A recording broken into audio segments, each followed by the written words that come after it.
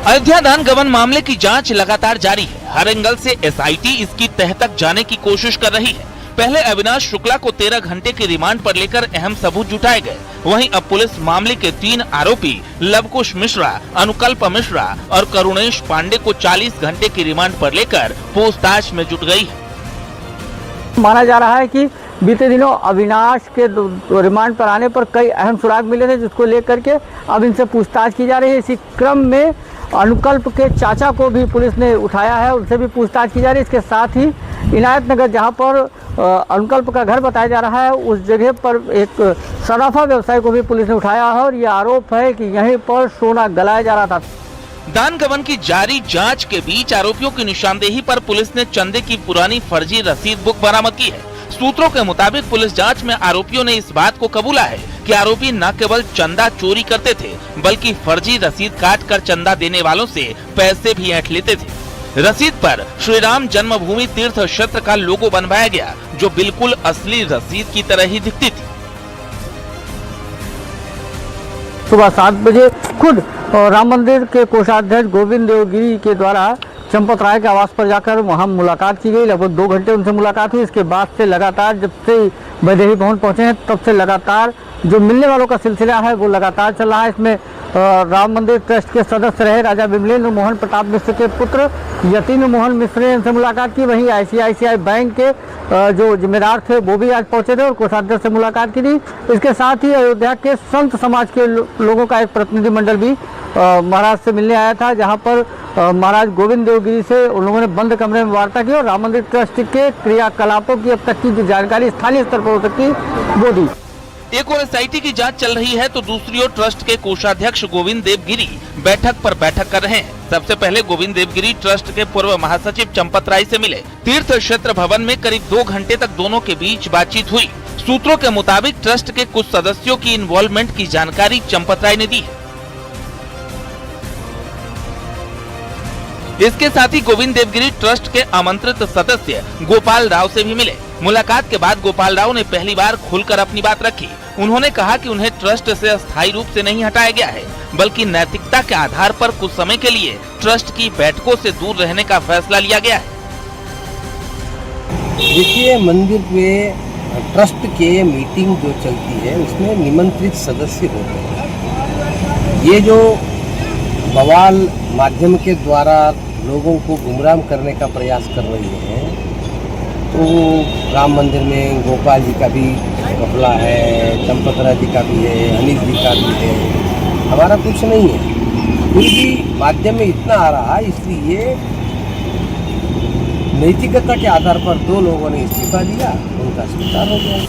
गोपाल राव के अलावा गोविंद देवगिरी ने ICICI बैंक के कर्मचारियों से भी पूछताछ की और फिर अयोध्या के साधु संतों से मिलकर ट्रस्ट के कार्यकाल और व्यवहार की जानकारी ली।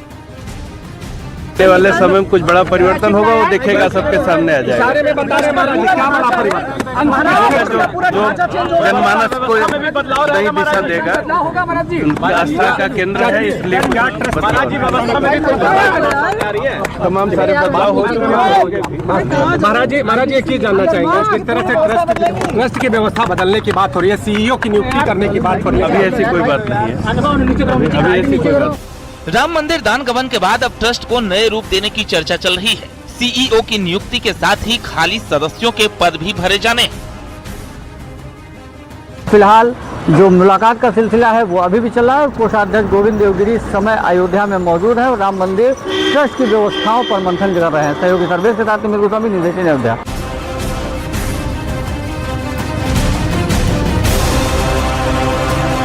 अयोध्या दान गबन मामले की जांच लगातार जारी है। हर एंगल से एसआईटी इसकी तह तक जाने की कोशिश कर रही है।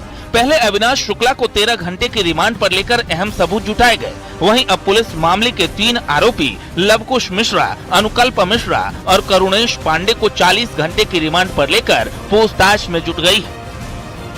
माना जा रहा है कि बीते दिनों अविनाश के रिमांड पर आने पर कई अहम सुराग मिले थे, जिसको लेकर के अब इनसे पूछताछ की जा रही है। इसी क्रम में अनुकल्प के चाचा को भी पुलिस ने उठाया है, उनसे भी पूछताछ की जा रही है। इसके साथ ही इनायत नगर, जहां पर अनुकल्प का घर बताया जा रहा है, उस जगह पर एक सराफा व्यवसायी को भी पुलिस ने उठाया है और ये आरोप है कि यहीं पर सोना गलाया जा रहा था। दान गबन की जारी जांच के बीच आरोपियों की निशानदेही पर पुलिस ने चंदे की पुरानी फर्जी रसीद बुक बरामद की है। सूत्रों के मुताबिक पुलिस जांच में आरोपियों ने इस बात को कबूला है कि आरोपी न केवल चंदा चोरी करते थे बल्कि फर्जी रसीद काट कर चंदा देने वालों से पैसे भी ऐंठ लेते थे। रसीद पर श्री राम जन्मभूमि तीर्थ क्षेत्र का लोगो बनवाया गया, जो बिल्कुल असली रसीद की तरह ही दिखती थी।